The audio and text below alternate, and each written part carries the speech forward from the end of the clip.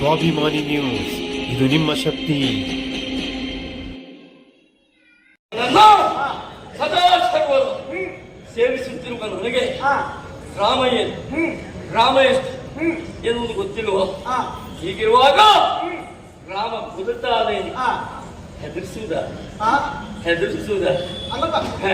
ಇರುವ ವಿಷಯ ಹೆದರಿಸಿದ್ರೆ ಹೆದರ್ತೇನೆ ಅಂತ ಮಾಡ್ಕೊಂಡ್ಯ. ಕೊಂದರೆ ಕೊಲ್ಲಲಿ ರಾಮ, ಬೇಸರ ಇದ್ರೆ ಯಾಕೆ? ನಾನು ಇಲ್ಲಿಯವರೆಗೆ ಬದುಕಿದ್ದು ರಾಮನಾಮದ ಸ್ಮರಣೆಯ ಮೂಲಕವಾಗಿ.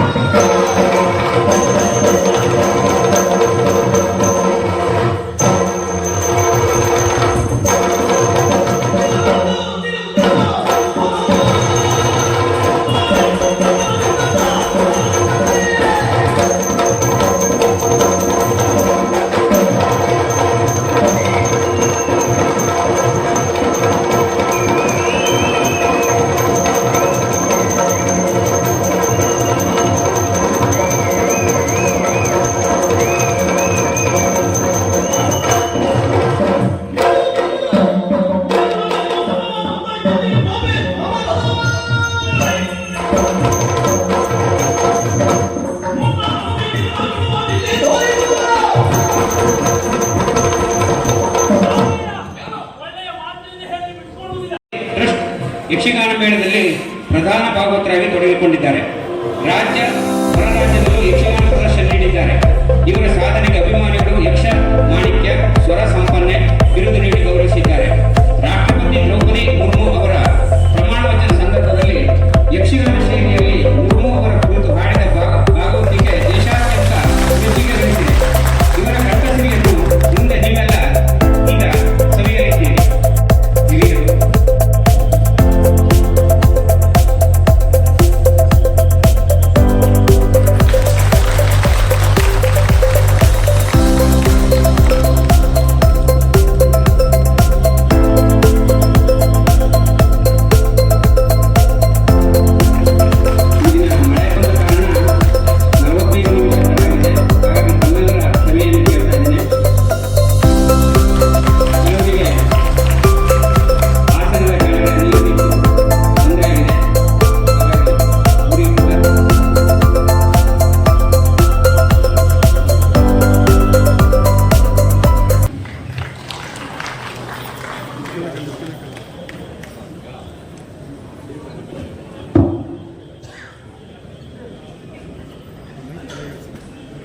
ನೋಡಕ್ಕೆ ಬಂದಿರೋದಂದ್ರೆ ಬಹಳ ಖುಷಿಯಾಗಿದೆ.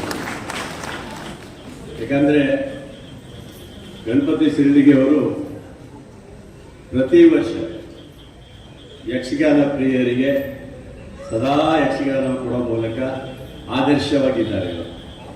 ಇವತ್ತಿನ ಈ ಒಂದು ಸಂದರ್ಭದಲ್ಲಿ ಇವತ್ತು ನಮ್ಮ ರಾಜ್ಯ ಪ್ರಶಸ್ತಿ ಪಡೆದಂಥ ಶರಣಯ್ಯವರಿಗೆ ಪ್ರಶಸ್ತಿ ಕೊಡುವಂಥದ್ದು, ಸನ್ಮಾನ ಮಾಡುವಂಥದ್ದು ಸಿಂಚನೆ ಹೆಗಡೆಯವರು.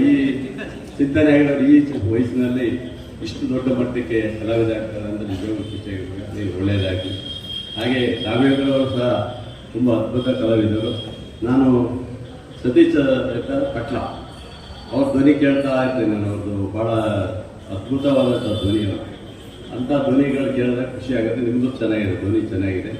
ಹಾಗೆಯೇ ನಮ್ಮ ಪಾಂಡಣ್ಣವರು ಮತ್ತು ಹಿತಗಾರ್ಜಿಯವರು ಮತ್ತು ನಮ್ಮ ಶ್ರೀಲಿಗಿಯವರೇ, ನಿಮ್ಮ ಇವತ್ತಿನ ಕಾರ್ಯಕ್ರಮಕ್ಕೆ ಬಂದಿರುವಂಥ ಎಲ್ಲ ಯಕ್ಷಗಾನದ ಕಲಾ ಬಂಧುಗಳೇ, ನಿಜವಾಗಲೂ ಸಂದರ್ಭ ಮತ್ತು ಯಕ್ಷಕಲೆ ಎರಡನ್ನೂ ಅಳವಡಿಸಿರ್ತಕ್ಕಂಥ ಭಾಗವತರು, ಮಹಿಳಾ ಭಾಗವತರು ಇವತ್ತು ನಿಮ್ಮ ಮುಂದೆ ಪ್ರಸ್ತುತಪಡಿಸ್ತಾ ಇದ್ದಾರೆ. ಈ ಎರಡು ಕಲೆಗಳು ಕೂಡ ಹಿಂದೆ ಋಷಿಮುನಿಗಳ ಆಶೀರ್ವಾದದಿಂದ ಬಂದಿದ್ದು.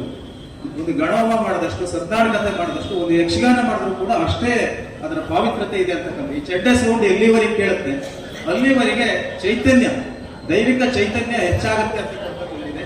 ಅದರ ಜೊತೆಯಲ್ಲಿ ಕಲಾವಿದರ ಬಗ್ಗೆ, ಸ್ಥಳೀಯ ಕಲಾವಿದರಿಗೆ ಪ್ರೋತ್ಸಾಹ ಅಂತೇಳಿ ಶಾಸಕರು ಈಗಾಗಲೇ ಹೇಳಿದ್ದಾರೆ. ಆ ರೀತಿ ನಾನು ನೋಡಿದಂಗೆ ನಾವು ಕೂಡ ಸಾಹಿತ್ಯ ಪರಿಷತ್ತಿನಲ್ಲಿ 5 ವರ್ಷ ಅಧ್ಯಕ್ಷ ಆಗಿದ್ದಾಗ ಪ್ರತಿ ವರ್ಷ ಒಂದು. ಎಲ್ಲರಿಗೂ ನನ್ನ ನಮಸ್ಕಾರಗಳು. ಯಕ್ಷರಂಗದ ಹಿರಿಯ ಕಲಾವಿದರು ನಮ್ಮ ಆರ್ಗೋಡು ಮೊಂದಶಣಿಯರು ನಮ್ಮೂರಿನ ಹೆಮ್ಮೆ. ಯಾಕಂದ್ರೆ ಅವರು ಗರಡಿಯಲ್ಲಿ ಅದೆಷ್ಟೋ ಕಲಾವಿದರು ಇವತ್ತು ಕಲಿತು ದೊಡ್ಡ ಸ್ಥಾನವನ್ನು ಪಡೆದಿದ್ದಾರೆ. ಅಂತ ಪುಣ್ಯಾತ್ಮರು ಇಂಥ ವೇದಿಕೆಯನ್ನು ಗೌರವಿಸುವ ಭಾಗ್ಯ ನಮಗೆ ಸಿಕ್ಕಿದ್ದು ಇದು ನಮ್ಮೆಲ್ಲರ ಪಾಲಿನ ಸೌಭಾಗ್ಯವಾಗಿ ಭಾವಿಸಿಕೊಳ್ತಾ ಇದ್ದೇನೆ. ಅವರಿಂದ ನಾವು ಆಶೀರ್ವಾದವನ್ನು ಬೇಡಬಹುದು. ಹಾಗೆ ಇನ್ನೊಬ್ಬರು ಕುಮಾರಿ ಚಿಂತನೆ ಇದೆ. ಯಕ್ಷಗಾನ ರಂಗಭೂಮಿಯಲ್ಲಿ